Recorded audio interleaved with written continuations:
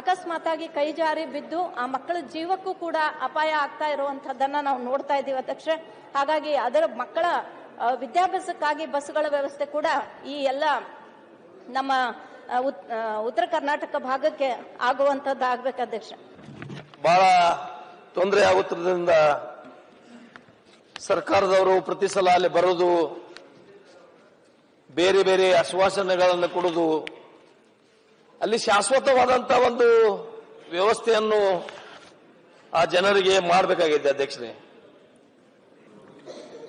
ಉತ್ತರ ಕರ್ನಾಟಕ ಅಂತ ಹೇಳಿದ್ರೆ ನಾವೆಲ್ಲರೂ ಕೂಡ ಮಾತನಾಡ್ತಕ್ಕಂಥದ್ದು, ನೆನಪಾಗ್ತಕ್ಕಂಥದ್ದು ಅಂತ ಹೇಳಿದ್ರೆ ರೈತರ ಸಮಸ್ಯೆಗಳ ಬಗ್ಗೆ ಹೆಚ್ಚು ನಾವು ಚರ್ಚೆ ಮಾಡಬೇಕಾಗ್ತದೆ. ಮತ್ತು ಈ ಭಾಗದಲ್ಲಿ ಶಾಶ್ವತವಾಗಿ ನೀರಾವರಿ ಯೋಜನೆಗಳಿಗೊಂದು ಶಾಶ್ವತವಾಗಿ ಪರಿಹಾರವನ್ನ ಕೊಡ್ತಕ್ಕಂಥದ್ದು,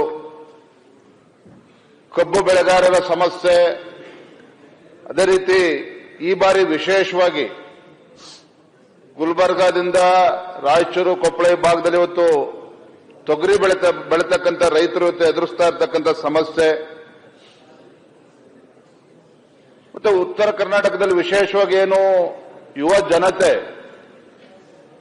ಉದ್ಯೋಗ ಅವಕಾಶದಿಂದ ವಂಚಿತರಾಗಿ ನೆರೆ ರಾಜ್ಯಗಳಿಗೆ ಗುಳೆ ಹೋಗ್ತಾ ಇರ್ತಕ್ಕಂಥದ್ದು, ಮತ್ತೆ ಹಿರಿಯ ಸದಸ್ಯರು ಸದನದಲ್ಲಿ ಪ್ರಸ್ತಾಪ ಮಾಡಿದ ಹಾಗೆ ಏನು ಈ ಭಾಗದಲ್ಲಿ ಒಂದು ಮೂಲಭೂತ ಸೌಕರ್ಯಗಳು ಆ ಕೊರತೆಯನ್ನ ಈಡೇರಿಸತಕ್ಕಂಥದ್ದು, ಶಿಕ್ಷಣ ಕ್ಷೇತ್ರ, ಆರೋಗ್ಯ ಕ್ಷೇತ್ರ, ಕುಡಿಯ ನೀರಿನ ಸಮಸ್ಯೆ, ಇವೆಲ್ಲದರ ಬಗ್ಗೆನೂ ಸಹ ರಾಜ್ಯ ಸರ್ಕಾರ ಹೆಚ್ಚು ಗಮನ ಹರಿಸಬೇಕು ಅನ್ನೋದು ಎಲ್ಲರ ಒಂದು ಅಭಿಪ್ರಾಯ.